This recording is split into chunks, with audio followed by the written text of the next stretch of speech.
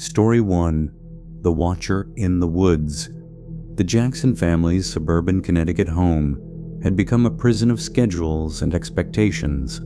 David Jackson would wake each morning to the harsh buzz of his alarm, mechanically shower and dress, then sit in gridlocked traffic for 90 minutes before reaching his office cubicle. Karen spent her days teaching disinterested third graders while battling migraines that no prescription seemed to touch.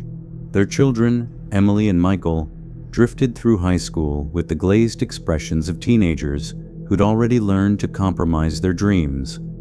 They spoke of escape often, usually on Sunday evenings, as Monday loomed like an executioner.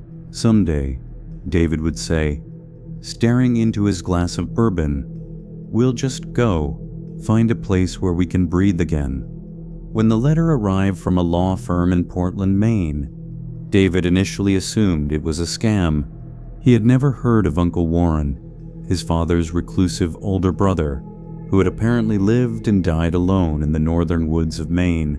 The inheritance was modest by suburban Connecticut standards, just a cabin on 40 acres of forest land, about 30 miles from the nearest town, but to the Jacksons, it felt like winning the lottery. "This is it," Karen said, her eyes bright with an excitement David hadn't seen in years. "Our chance to start over, to really live."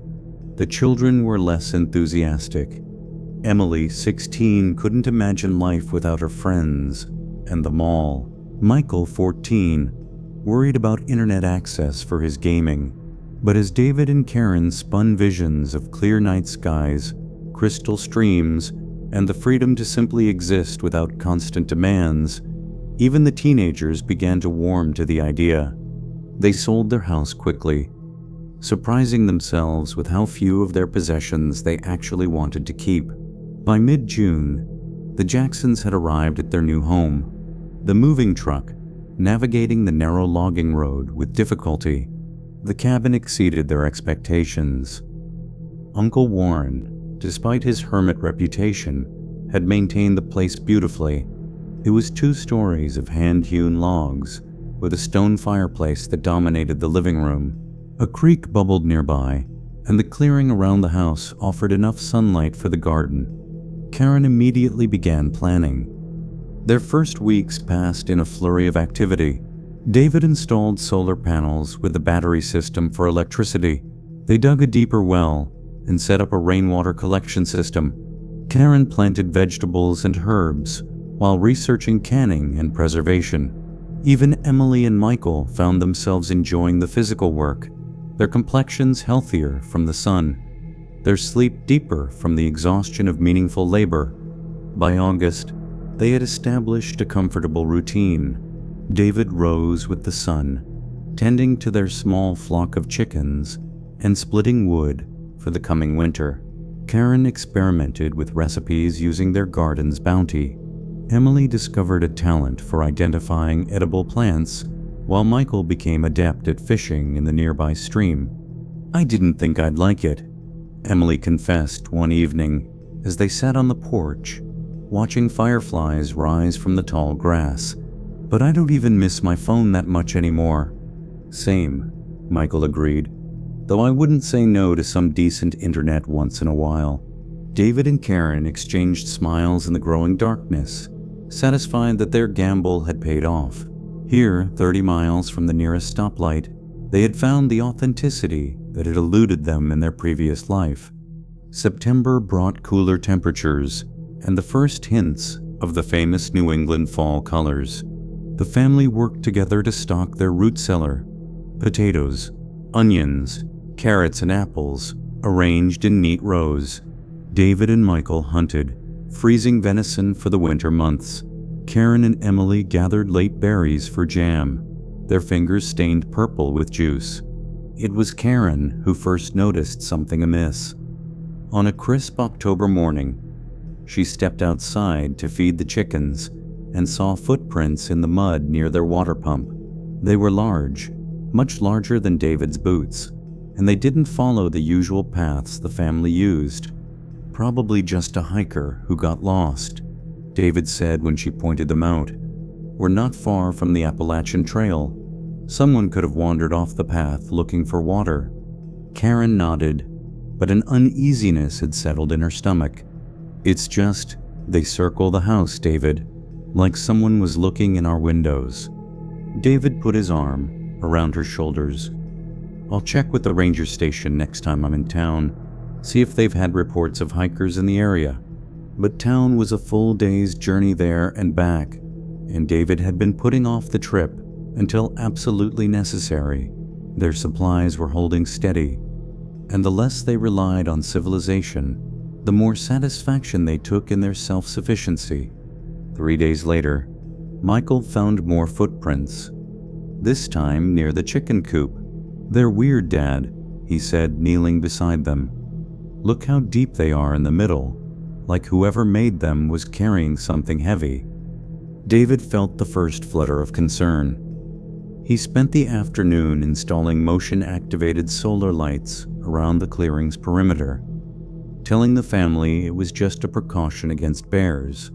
The following week brought colder weather and the first dusting of snow.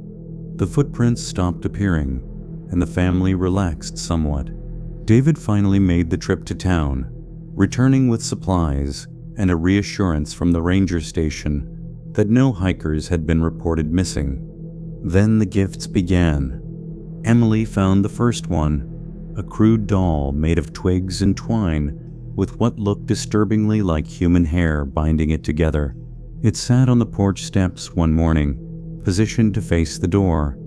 "Did one of you make this?" she asked at breakfast, holding it up. The family stared at the object, each silently confirming what the others already suspected. None of them had created it. "Throw it in the fire," David said, his voice deliberately casual. Probably just someone's idea of a joke. 2 days later, Karen discovered a circle of stones near their garden, each stone marked with strange symbols she couldn't identify. The day after that, Michael found a deer skull positioned on the chopping block, its eye sockets stuffed with fresh pine needles. The family began to stay closer to the cabin. David took to carrying his hunting rifle, even for short trips to gather firewood. Karen kept the children inside after dusk, and they no longer sat on the porch in the evenings. "Maybe we should go stay in town for a few days," Karen suggested one night after the children had gone to bed, "just until we figure out what's happening." David ran a hand through his hair, now longer than he'd ever worn it in Connecticut. "And tell them what? That someone's leaving us weird crafts? They'll think we're paranoid city folk who can't handle country living." "This isn't normal country living, David. Someone is trying to scare us. Or warn us," David murmured. "What?" "I asked at the general store about the previous owner, my uncle. The clerk got real quiet, then said Warren had an arrangement with someone local, wouldn't elaborate." Karen's face paled. "What kind of arrangement?" "I don't know, but I think someone believes this land belongs to them, not us." That night, as the first significant snowfall of the season blanketed the woods, the family was awakened by Emily's screams. They rushed to her room on the second floor to find her pressed against the headboard, pointing at the window with a shaking hand. "There was a face," she sobbed, "right there, looking in at me." David pulled back the curtain. The snow on the roof outside the window was undisturbed, and there were no footprints visible in the yard below. "It's not possible, honey. You were having a nightmare." "I wasn't asleep," Emily insisted. "He was old, with a beard, and he smiled at me." The family retreated to the living room, building up the fire and sitting together on the sofa. None of them suggested returning to bed. In the quiet, they became aware of soft scratching sounds at the walls of the cabin, like fingernails or small branches dragging across the logs. "It's just the wind," David said, but his hand tightened on the rifle across his lap. Dawn brought an end to the snowfall, and a horrifying discovery. The trees surrounding their clearing had been marked overnight. Words had been carved into the bark, crude, jagged letters spelling leave and mine on dozens of trunks, forming a complete circle around their property. "We're going," Karen announced, her voice shaking but determined. "Now, today." No one argued. They packed essential belongings into duffel bags, leaving the carefully preserved food and most of their supplies behind. David hitched the trailer to their truck, loaded the bags, and turned the key. The engine made a single clicking sound, then nothing. David popped the hood and stared in disbelief. The engine had been dismantled. Parts were missing entirely, while others had been removed and arranged in a bizarre pattern on the ground beneath the truck. A spiral of alternator components, spark plugs, and bolts. "How?" Karen whispered. "How could someone do this without us hearing?" David had no answer. He spent the day trying to reassemble the engine, but too many critical parts were missing. The satellite phone they kept for emergencies couldn't get a signal, no matter where on the property they tried. As dusk approached, the family retreated to the cabin, barricading the doors and windows. David distributed weapons, the hunting rifle for himself, a hatchet for Karen, kitchen knives for the children. They positioned themselves in the living room, back to back, watching the windows as darkness fell. "What do they want?" Michael asked, his voice cracking. "The land, I think," David answered softly. "Or maybe just to be left alone." "Then why not just ask us to leave?" Emily's face was streaked with dried tears. "Why terrorize us?" No one had an answer. As the night deepened, they saw movement at the edge of the clearing. A figure detached itself from the darkness between the trees, tall and impossibly thin, dressed in layers of tattered clothing. It moved with a jerking gait, stopping occasionally to stand completely still, watching the cabin. "Don't move," David whispered. "Don't let it know we've seen it." But as if hearing his words through the walls and glass, the figure's head snapped toward their window. Even from a distance, they could see its face, gaunt, with a matted beard and eyes that reflected the porch light like an animal's. It raised one hand in what might have been a greeting or a warning, then retreated into the trees. None of them slept. They took turns watching, jumping at every creak of the settling cabin and gust of wind. By morning, exhaustion had left them hollow-eyed and trembling. The figure didn't return the following night, nor the night after. On the third day, as they were running dangerously low on firewood, no one daring to venture to the woodpile, they heard the distant sound of an engine. A sheriff's SUV pulled into their clearing, followed by Karen's sister Diane in her sedan. The family rushed outside, babbling their story to the confused officers. "Your sister called in a welfare check," the sheriff explained to Karen. "Said she hadn't heard from you in over a week."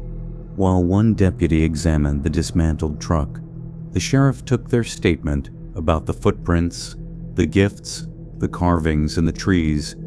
His expression remained neutral, but David could see the disbelief in his eyes. "You folks know about Harold Caulfield?" the sheriff finally asked. They shook their heads. "Vietnam vet. Came back different, they say. Been living out in these woods since the 70s. Most locals know to give him a wide berth." The sheriff looked around at the trees. "Your Uncle Warren had an understanding with him. Guess that understanding died with Warren. He's been terrorizing us," Karen said. "We could have been killed." The sheriff sighed. "Harold's not right in the head, ma'am, but he's never hurt anyone. Scared plenty of hikers and campers over the years, though. He considers all this land his territory, won't acknowledge private ownership. So we're just supposed to accept this." David's voice rose. "Live in fear of some deranged hermit? No, sir. I'd say you've got two choices. Learn to coexist with Harold by establishing some boundaries, or sell up and move somewhere else." The sheriff looked genuinely sympathetic. Off-grid living isn't just about solar panels and growing vegetables. It's about adapting to what's already here, and Harold was here long before you arrived. The Jacksons left that day, crowding into Diane's car with their duffel bags, abandoning the home they had worked so hard to create. They never returned, not even for their possessions.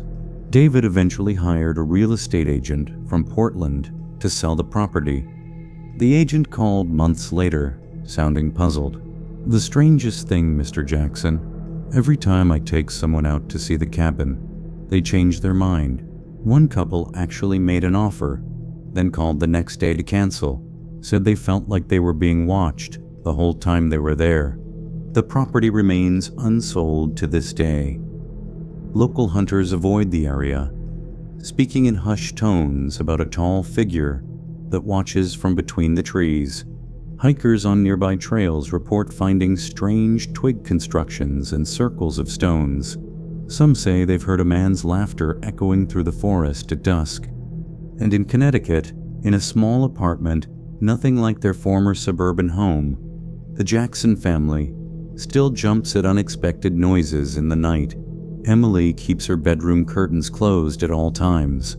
Michael refuses to go camping with his new friends. Karen has returned to teaching, but the migraines are worse than ever. Only David sometimes thinks about going back alone, with an offering of peace for the watcher in the woods. In his dreams, he sits across a fire from Harold Caulfield, learning the secrets of true isolation, true self-sufficiency. He wakes from these dreams feeling both terror and an inexplicable longing for the life they almost had. Story 2. Isolation Point. Rachel Weber's corner office on the 32nd floor of a San Francisco high-rise offered panoramic views of the bay, but she rarely noticed them anymore. 12 years into her career at Nexus Technologies, she had stopped seeing anything but the endless stream of emails, the conference calls that bled one into another, and the quarterly projections that consumed her waking hours. The breakdown, when it came, surprised everyone but Rachel. In the middle of her presentation to the board, a presentation she had spent 3 sleepless nights preparing, she simply stopped speaking. Her hands began to tremble, scattering her note cards across the polished table. Then came the tears, silent at first, then accompanied by heaving sobs that seemed to tear themselves from some deep, wounded place inside her. "I can't do this anymore," she whispered, her voice barely audible, any of it. Her colleagues exchanged uncomfortable glances. The CEO, a man who prided himself on emotional intelligence, but practiced none, cleared his throat. "Perhaps you should take some time off, Rachel, a few weeks to recharge." But Rachel knew better. No vacation would fix what was broken inside her. As she was escorted from the building by a concerned HR representative, she felt something she hadn't experienced in years: relief. That night, in her sleek downtown condo, with its minimalist furniture and untouched kitchen, Rachel made a decision. She would cash out her stock options, worth a considerable sum after over a decade of growth, sell her condo, and disappear. Not to another tech company or a competitor, as her industry friends assumed when they heard she had quit, but to somewhere she could remember what it felt like to be human again. The Chiricahua Mountains of southeastern Arizona called to her for reasons she couldn't fully articulate. Perhaps it was the photos she'd seen of the star-filled desert sky, unpolluted by city lights. Maybe it was the promise of silence, of days measured by the sun's passage rather than meeting schedules. Or possibly it was simply the absolute difference from everything she knew: the concrete and glass, the constant connectivity, the performing of a self she no longer recognized. She found 20 acres of desert land with a small, dilapidated house that had been abandoned years earlier. The price was almost absurdly low, reflecting both the property's remoteness and the work needed to make it habitable. Rachel paid cash, and hired local contractors to install a state-of-the-art solar array and to dig a deeper well. The rest, she decided, she would do herself. Her friends thought she had lost her mind. "You're going to live where?" her former college roommate asked during their last lunch together in the city. "What happens if you get sick? Or your car breaks down? Or you're attacked by, I don't know, coyotes or something?" Rachel just smiled. "I'll figure it out." "You don't even know how to change a tire," her friend persisted. "How are you going to build a house?" "Not build, rebuild," Rachel corrected. "And I'll learn. There are books, YouTube videos. I have time now." The project consumed her completely.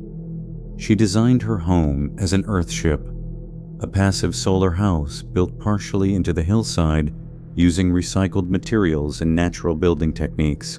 She learned to make adobe bricks, to frame windows, to install composting toilets and gray water systems. The physical labor exhausted her body in ways her former desk job never had, and she fell into dreamless sleep each night in the small travel trailer she lived in during construction. She started a blog, Isolation Point, documenting her journey with detailed guides on sustainable desert living. Her technical background served her well, as she designed efficient systems for water collection and solar energy storage. Her writing was straightforward, but engaging, and within months, she had developed a modest following among the off-grid and sustainability communities online. "Day 157, she wrote, "woke to the howling of coyotes just before dawn. Instead of feeling afraid, I felt strangely welcomed, as if they were acknowledging my presence here. The main structure is nearly complete now. Today I finished plastering the interior walls with the clay sand straw mixture I've been experimenting with. My hands are cracked and calloused, and I've never felt more alive." By the end of her first year, Rachel had transformed from a stressed executive to a self-sufficient desert dweller. Her skin had tanned to a deep bronze, her previously manicured hands now strong and capable. The Earthship functioned beautifully, maintaining a comfortable temperature despite the extreme desert climate. Her small garden, protected from the harsh sun by careful placement and companion planting, provided much of her food. It was during her second winter that things began to change. The isolation that had initially been her salvation slowly transformed into something heavier. Days would pass without her speaking a single word aloud. She began talking to herself, then to the plants in her garden, then to imagined presences that kept her company as she worked. Her blog posts became less frequent, and when they did appear, more introspective. Day 437. The silence has weight here. It presses against my eardrums until I can hear my own blood pulsing through my veins. Sometimes I sing just to fill the emptiness, but my voice sounds wrong, like it belongs to someone else. I've been thinking about the concept of self.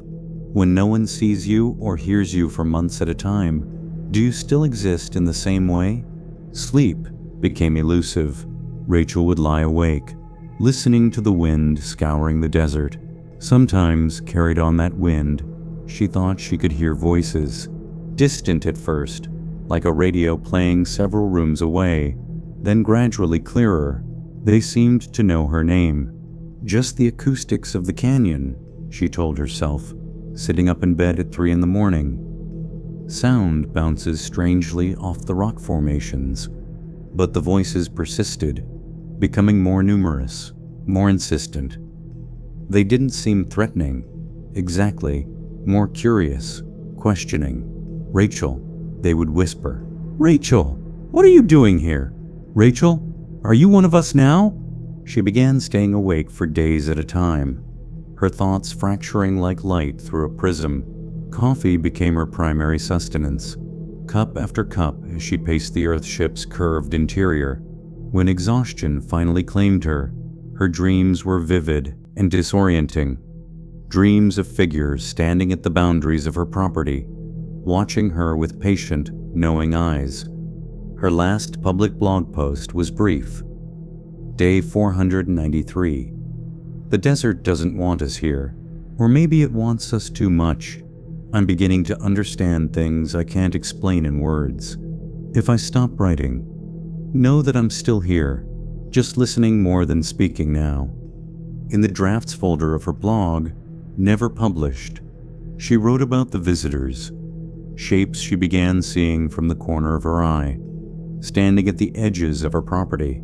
They seemed vaguely human, but somehow insubstantial, as if composed of the desert dust itself. She convinced herself they were hallucinations brought on by sleep deprivation and isolation, but they came closer each night. Rachel developed rituals to keep them at bay. She lined her windows with aluminum foil to prevent them from looking in. She drew complex mathematical equations across her walls, formulas from her tech days that represented order and logic to her increasingly disordered mind. Most disturbing was her habit of digging small holes around her property, filling each with personal items, photographs, jewelry, pages torn from books, before covering them again. Protection, she called it in her private writings, anchors to reality. Her sister Melissa began to worry when Rachel stopped responding to emails and texts. Their weekly video calls, which Rachel had maintained religiously during her first year in the desert, had dwindled to monthly, then ceased entirely. Calls went straight to voicemail. Messages sat unread. When Melissa's flight landed in Tucson, she rented a four-wheel drive vehicle for the rough journey to her sister's remote property. She had visited once before, shortly after Rachel had completed the Earthship, and had been impressed despite her initial skepticism. The place had been beautiful then, a testament to her sister's vision and determination. What she found now was a scene from a nightmare. The carefully maintained garden had withered in the desert sun. The sleek solar array was covered in dust, reducing its efficiency.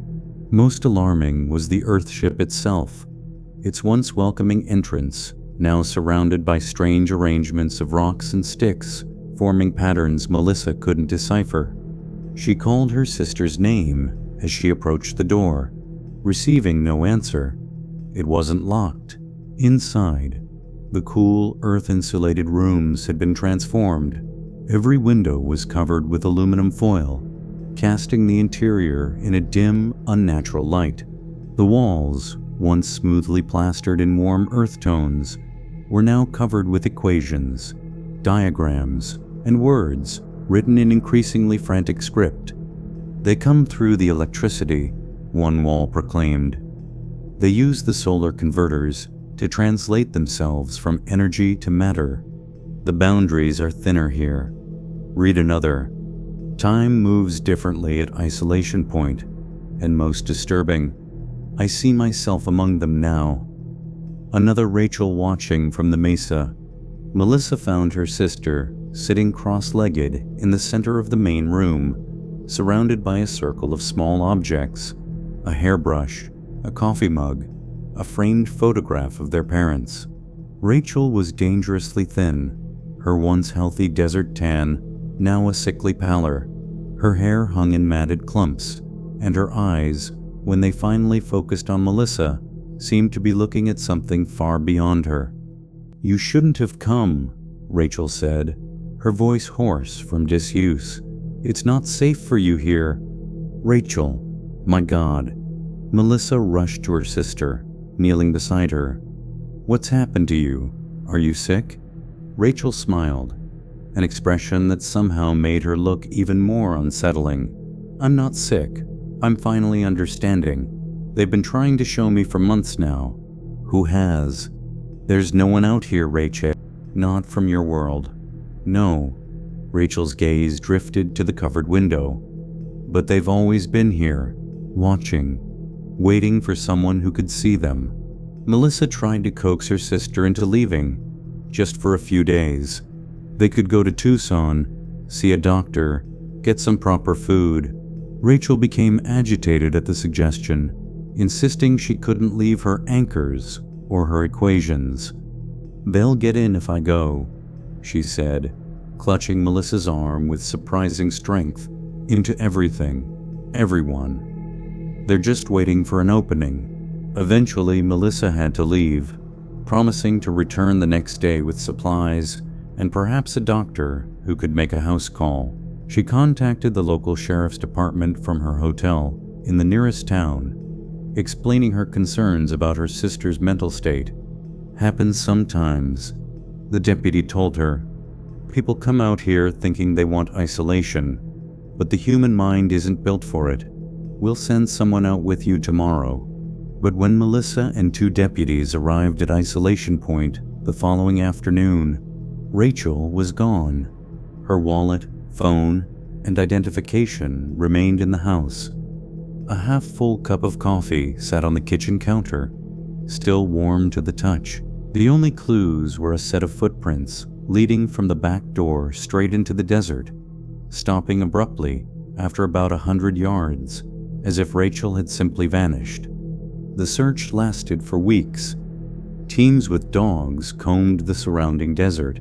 Helicopters with thermal imaging scanned the rugged terrain. Missing person flyers were posted in towns across 3 counties. Rachel Weber had disappeared without a trace. Melissa stayed for a month, then 2, working remotely from her sister's Earthship.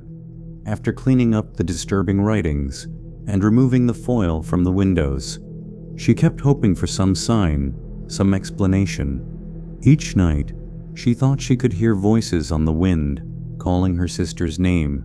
Each morning, she checked the property boundaries, half expecting to find Rachel returned, perhaps with an explanation of a desert walkabout or spiritual journey. Eventually, reluctantly, Melissa had to return to her own life. She couldn't bring herself to sell the property, though. Something in her sister's ramblings had resonated, planting a seed of irrational belief. If Rachel was going to return, it would be here. The Earthship stands empty now, the solar panels collecting dust, the garden returned to desert. Melissa pays a local man to check on the property every few months, to make sure vandals haven't broken in or squatters taken residence. His reports are always the same. The place is untouched, peaceful in its abandonment. Only once did he mention something odd. "Thought I saw someone watching from the mesa," he wrote in an email. "Thin woman with long hair. When I called out and started walking that way, she was gone. Probably just a hiker passing through." Melissa never told him about the journal she had found hidden beneath a floorboard in Rachel's bedroom. Its final entry dated just before her disappearance. "I understand now," Rachel had written, her normally precise handwriting become a desperate scrawl. "They aren't visitors, they're reflections, versions of ourselves from other timelines, other possibilities. The desert is a thin place where they can see us, and we can see them. They've been calling me to cross over. Tonight I will. If another Rachel appears in my place, she'll be me, but not me. Tell her I'm sorry for the confusion I'm about to cause.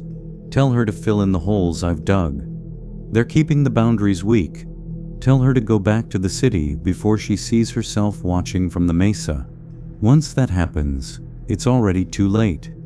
Desert hikers occasionally report seeing a thin woman with long, tangled hair watching them from distant mesas. Rangers attribute the sightings to dehydration and heat exhaustion. They warn visitors about venturing too far alone, about the dangers of isolation in such an unforgiving landscape.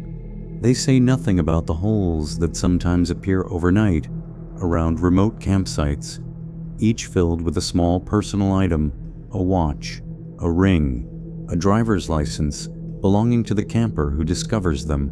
Nor do they mention the equations that appear scratched into the red desert rock, complex formulas that mathematicians later claim are attempts to describe travel between parallel universes. And on particularly still nights, when the desert air carries sound for miles, they don't talk about the voices that seem to whisper from nowhere and everywhere at once, calling names that sound almost, but not quite, like your own. Story 3. The homestead. Alan Campbell had always been a man who believed in preparation. When the economy wobbled in 2021, he saw not a temporary setback, but the beginning of something more ominous. As others scrambled to adjust their investment portfolios, Alan began adjusting his entire life philosophy. "The system is fragile," he told his wife Meredith late one night. Their 3 children asleep upstairs in their suburban Boise home. "One good push, and it all comes tumbling down. We need to be ready." Meredith, a nurse practitioner who had seen firsthand the strain on medical systems during recent crises, found herself reluctantly agreeing. Their children, Emma 12, Tyler 10, and Lily 7, were growing up in an increasingly unstable world. Perhaps the greatest gift they could offer them was resilience, self-sufficiency. When Alan discovered 40 acres for sale in the Salmon-Challis National Forest region of Idaho, it seemed like providence. The property had once been a small mining claim, with rudimentary road access but no utilities. It sat nestled in a valley, surrounded by pine-covered mountains, with a year-round creek and enough flat land for gardening. Most importantly, it was 15 miles from the nearest paved road, offering the isolation Alan craved. "We'll build everything ourselves," he told his excited children, spreading maps across their dining room table. "Our own power, our own food, our own little world." The transition took a year of planning. Alan and Meredith sold their comfortable suburban home, using most of the proceeds to purchase the land outright and the remainder to buy supplies. Alan took courses in solar power installation, log cabin construction, and wilderness first aid. Meredith studied herbalism, canning, and homeschooling techniques. The children, initially apprehensive, became increasingly excited as they helped pack and plan. By the summer of 2022, the Campbell family arrived at their new property with a trailer full of initial supplies and boundless determination. They lived in tents while Alan, with help from Meredith and occasionally other self-sufficiency enthusiasts he'd met online, constructed a sturdy log cabin. The work was exhausting but satisfying, each day ending with visible progress and deeper sleep than any of them had experienced in their former lives. By late fall, they had a solid roof over their heads. The cabin was simple but functional: a large main room with a stone fireplace, a kitchen area, and 3 small bedrooms. A generator provided limited electricity until they could install a proper solar array the following spring. They drew water from the creek and heated it on a wood stove. The outhouse was a temporary measure until Alan could build a more sophisticated composting toilet system. Their first winter tested their resolve. Snow piled high around the cabin, and temperatures dropped far below what they had experienced in Boise. The children's initial excitement gave way to occasional homesickness, especially when the generator failed during a particularly fierce blizzard, leaving them with only firelight and candles for 3 days. But they survived, and when spring arrived, they emerged stronger and more confident. They built a greenhouse using salvaged windows and established a substantial garden. Alan constructed a barn where they eventually housed 2 milk goats and a small flock of chickens. Meredith set up a schooling area in one corner of the main room, teaching the children between chores and garden work. By their second winter, they considered themselves seasoned homesteaders. The solar array provided reliable power. The root cellar was stocked with preserved vegetables and smoked meat. The woodshed held enough split logs to keep them warm through the coldest months. They had even added some comforts: a small library of books, a battery-powered radio for occasional news and music, board games for family evenings. January brought record snowfall. The Forest Service road they used for occasional trips to town became impassable, even with their rugged 4-wheel drive. Alan had anticipated this, stocking extra supplies and medical necessities. What he hadn't anticipated was Tyler's fever. It began as seemingly nothing, a slight temperature, and fatigue that Meredith attributed to a common cold. But by the third day, Tyler was burning up, his temperature climbing to 104 despite the children's fever reducer they had in their medical supplies. He became delirious, talking to people who weren't there, his eyes glassy and unfocused. "It could be appendicitis," Meredith said, her professional calm betrayed by the tremor in her voice, "or meningitis. Either way, he needs a hospital." Alan tried to reach the main road on their snowmobile, fighting through whiteout conditions for hours before being forced to turn back, the machine repeatedly bogging down in the deep drifts. He returned to the cabin half-frozen, defeat written across his frost-nipped face. "The satellite phone?" Meredith asked, though she already knew the answer. Their emergency communication device had stopped working weeks earlier, and the replacement parts Alan had ordered were sitting in a post office 15 miles and an impassable mountain of snow away. That night, as the family huddled around Tyler's bed in the main room, taking turns placing cool cloths on his forehead and trying to get him to drink small sips of water, they heard a sound that froze their blood. A clear, deliberate knock at the door. Alan grabbed his rifle from its place by the fireplace. No one should be out in this weather, 15 miles from the nearest habitation. No one should even know they were here.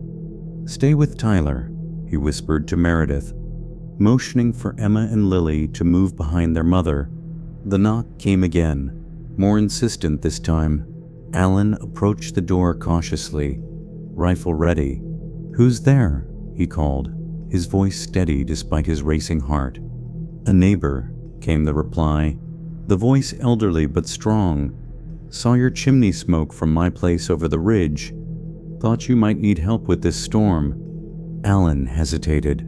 They had explored their property thoroughly over the past year and a half and had found no signs of other dwellings within miles. But the mountains were vast, with hidden valleys and remote hollows. It wasn't impossible that someone else lived nearby, someone who valued privacy as much as they did. Decision made, he unbolted the door, keeping the rifle visible but lowered. Standing on their porch was an elderly man who appeared remarkably unaffected by the blizzard conditions.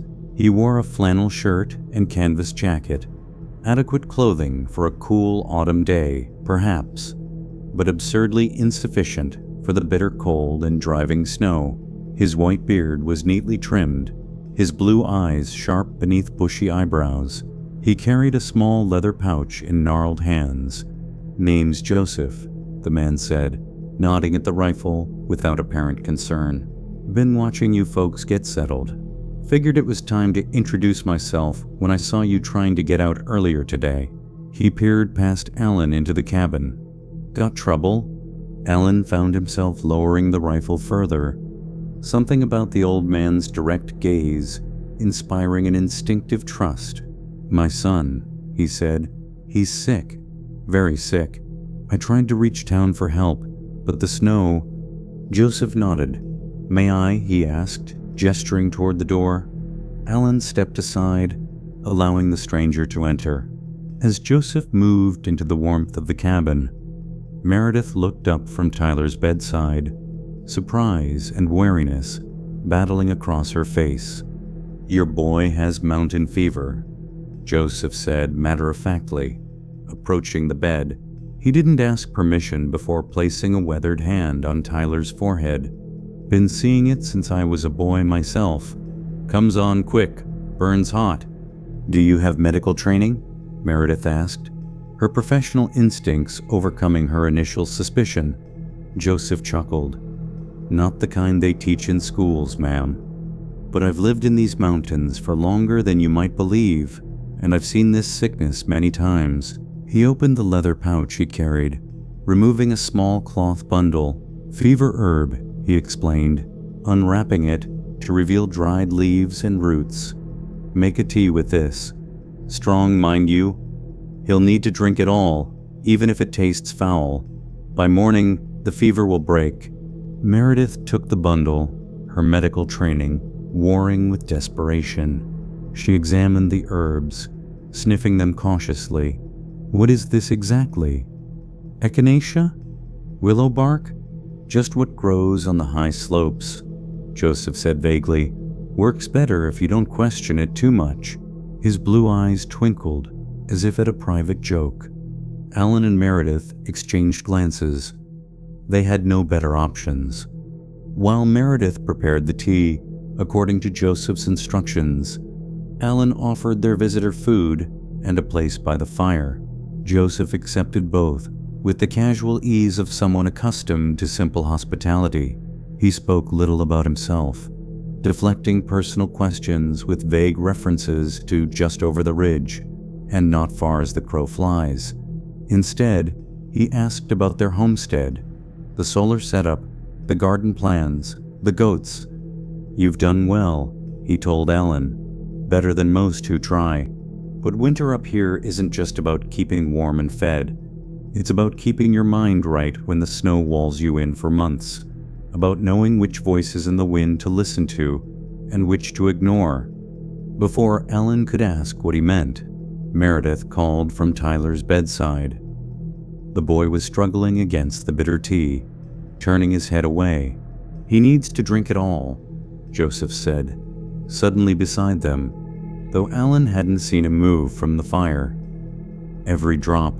With coaxing and gentle insistence, they managed to get the entire cup of dark liquid into Tyler. Almost immediately, the boy fell into a deep sleep, his breathing more regular than it had been for days. He'll be fine now, Joseph said with certainty. I should be getting back before the snow gets worse. You can't go out in this, Meredith protested. Stay the night, we have space. But Joseph was already at the door, shrugging into his inadequate jacket. Neighbors look after neighbors, he said simply. That's how we survive out here. I'll check on the boy again soon. Before they could insist further, he was gone, disappearing into the swirling snow as if he had never been there at all, true to Joseph's prediction. Tyler's fever broke before dawn. By morning, he was sitting up in bed, weak but clear-eyed, and asking for food. Meredith examined him with professional thoroughness, amazed at the rapid recovery. I've never seen anything work so quickly, she confessed to Alan as they prepared breakfast. Even antibiotics take longer to affect a systemic infection. Alan nodded, relief mingling with lingering questions about their mysterious visitor.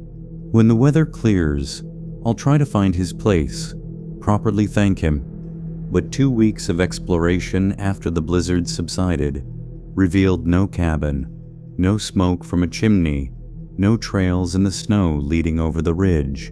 It was as if Joseph had emerged from the storm itself, then dissolved back into it.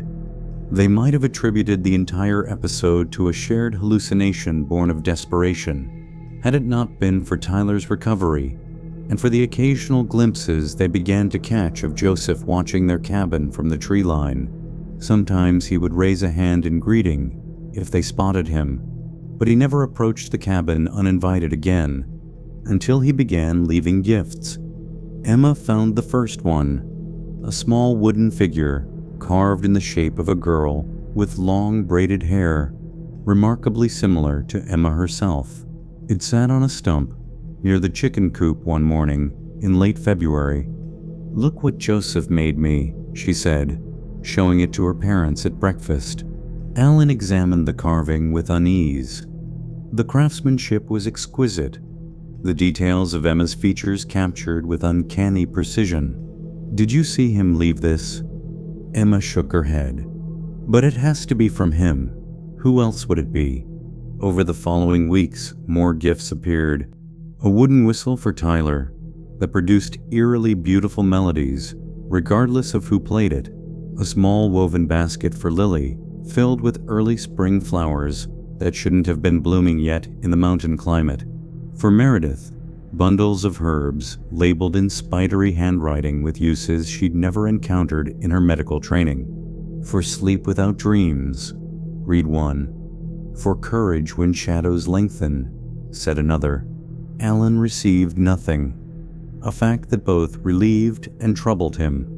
The children became fond of Joseph, especially after he began appearing more regularly as spring approached. He would emerge from the forest, spend an hour telling them stories of the mountains or teaching them to identify plants, then disappear again. Despite her initial medical skepticism, even Meredith found herself charmed by the old man's knowledge of herbal remedies. Only Alan maintained a distance, watching Joseph with a father's protective instincts.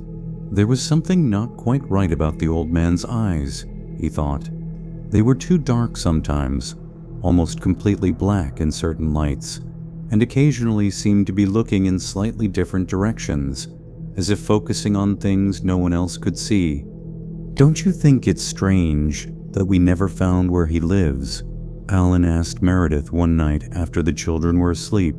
"Or that he shows up without warning, always knows exactly when we need something?" Meredith sighed. "He's just an eccentric old hermit, Alan. Probably lives in some cave or crude shelter he doesn't want us to see. He's harmless, and he saved Tyler's life. The children adore him. That's what worries me," Alan muttered. March brought the first real thaw. Streams of snowmelt gurgling beneath the remaining drifts.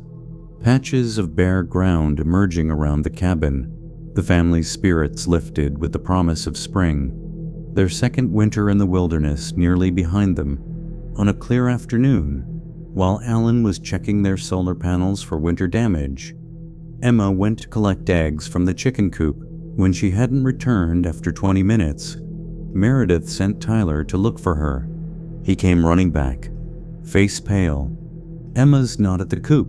The eggs are still there, but she's gone." The family spread out, calling Emma's name, checking all her favorite spots around the property. Alan found small footprints in a patch of mud leading into the forest, alongside larger prints he recognized as Joseph's distinctive boots. Cold fear gripped his heart. He ran back to the cabin, grabbed his rifle and a backpack with emergency supplies. "Stay here," he told Meredith. "Keep the children close. If I'm not back by dark, use the emergency radio." They had finally replaced the satellite phone the previous week. Alan followed the tracks into the forest, moving as quickly as he dared while still reading the trail. Emma's small prints sometimes disappeared on patches of remaining snow or rocky ground, but Joseph's deeper tracks remained visible.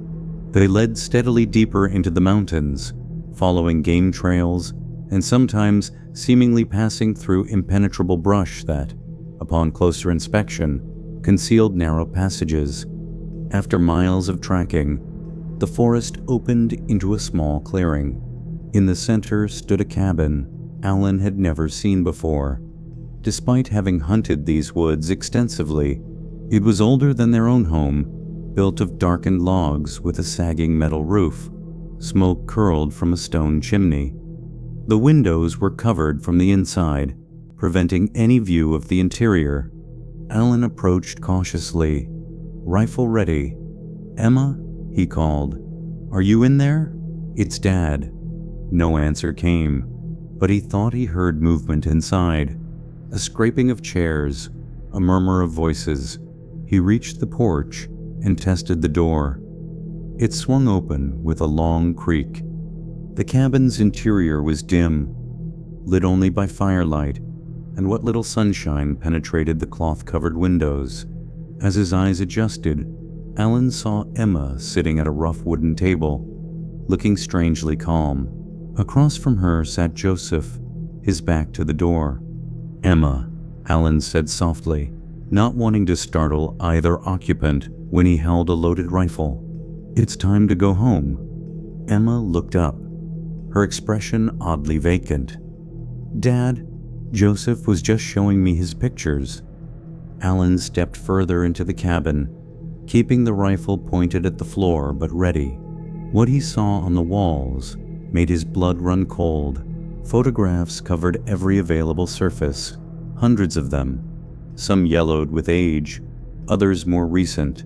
All were of children, from different eras, judging by their clothing and the photographic techniques. Some appeared to be daguerreotypes from the late 1800s, showing solemn-faced children in period dress. Others were more modern, color prints from perhaps the 1970s. What united them all was a disturbing alteration.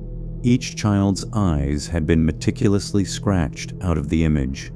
Joseph turned slowly to face Alan, a smile spreading across his weathered face. As he did, Alan noticed something he had overlooked before. The old man's teeth, visible now in his widening grin, had been filed to sharp points. "She's perfect," Joseph said, his voice deeper and somehow more resonant than Alan remembered.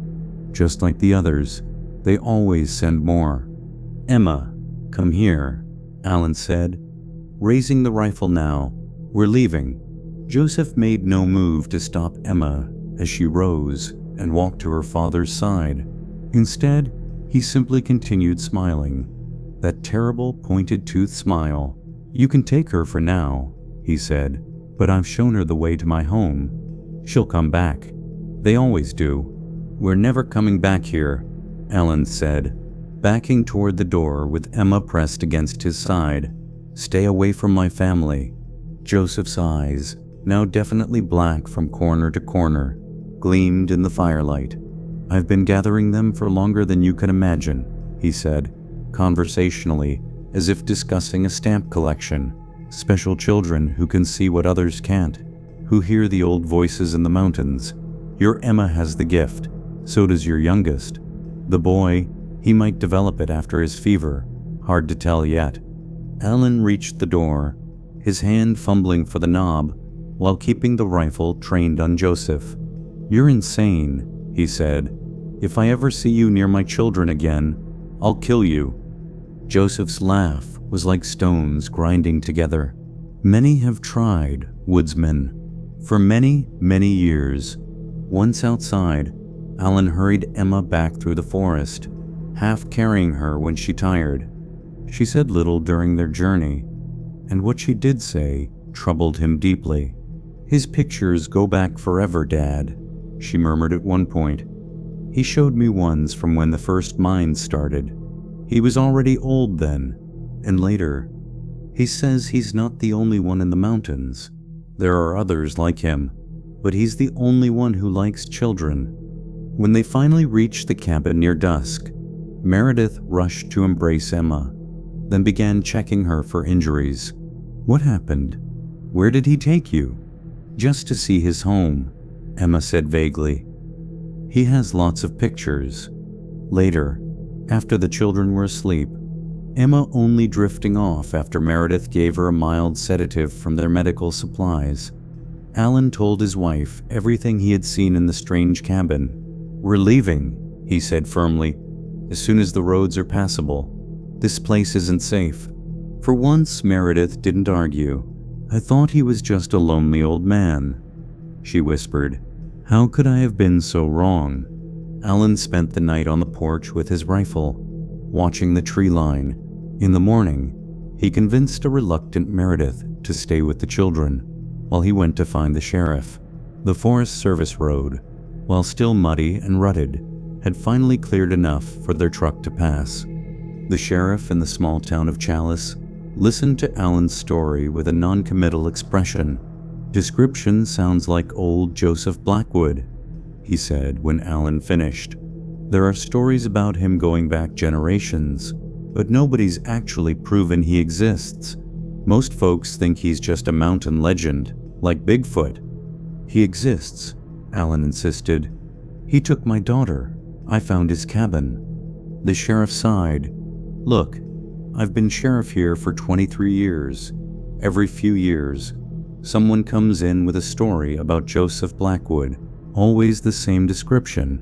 Old man, doesn't feel the cold, knows the mountains better than anyone alive. But when we go looking for this mysterious cabin, it's never there." Despite Alan's protests, the most he could get was a promise that the sheriff and a deputy would accompany him back to the location the following day. They spent the night in town. Alan too exhausted for the return journey after his ordeal. The next morning, the three men drove as far as possible on the Forest Service road, then hiked the remaining distance to the Campbell homestead. After checking that Meredith and the children were safe, they continued into the forest, Alan leading them along the route he had followed, tracking Emma. The clearing was exactly where Alan remembered, but the cabin was gone, not destroyed or burned, but completely absent, as if it had never existed. The ground showed no foundation, no disturbance of soil, not even a fire pit where the chimney should have been. "I swear it was here," Alan said, turning in confused circles. "Right here in this clearing." The sheriff exchanged a look with his deputy. "Mr. Campbell, these mountains can play tricks on your mind, especially after a hard winter in isolation. Maybe you should consider whether homesteading is really right for your family." They returned to the cabin in uncomfortable silence. The sheriff offered to have a deputy check on them periodically, but the skepticism in his eyes was clear. He didn't believe Alan's story, or worse, thought Alan himself might be a danger to his family. That night, the Campbells packed their essential belongings.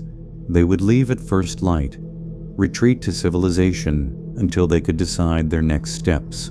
None of them wanted to spend another night in the mountains than necessary. As Alan made a final check of the property before bed, he noticed something that made his heart stop. A small carved wooden figure sitting on the chopping block. It was Emma, perfect in every detail, but the eyes had been gouged out of the wood. The Campbell family abandoned their homestead the following morning.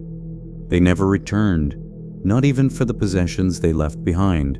Alan hired a local man to sell the property and ship their most valuable belongings. Few questions were asked in town about their abrupt departure. Isolated homesteads failed regularly in the harsh mountain environment. Research at the County Historical Society revealed a disturbing pattern that gave Alan little comfort. Every few decades since the 1880s, records showed accounts of missing children in those mountains, often preceded by mentions of a helpful old hermit who appeared during times of need. Most disturbing was a faded photograph Alan discovered in the Society's archives, a logging camp from 1897. The men posed stiffly in front of a pile of timber. Standing at the edge of the group was a figure that made Alan's hands tremble as he held the magnifying glass.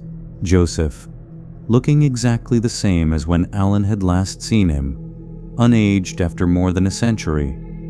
The Campbells moved to eastern Oregon, where they bought a small farm on the outskirts of a friendly town. They installed security cameras and motion-detecting lights around their property. They never let the children play alone outdoors. They made sure someone was always watching Emma, whose dreams often caused her to sleepwalk toward the mountains, visible on the western horizon. Local forest rangers in the Salmon-Challis National Forest now include a warning about a helpful stranger in their safety briefings for backcountry hikers. They attribute the stories to outdoor enthusiasts assisting one another, emphasizing the community spirit of wilderness travelers. They say nothing about the small wooden carvings occasionally found at abandoned campsites, perfect likenesses of hikers who passed through the area, always with the eyes meticulously removed. And in the mountains, in clearings that appear and disappear with the seasons, in cabins that seem to shift locations between visits, an old man waits patiently. He has all the time in the world. The children always come back eventually. They can't help themselves once they've seen his pictures, once they understand what he truly is and what they might become if they stay with him long enough in the ancient mountains.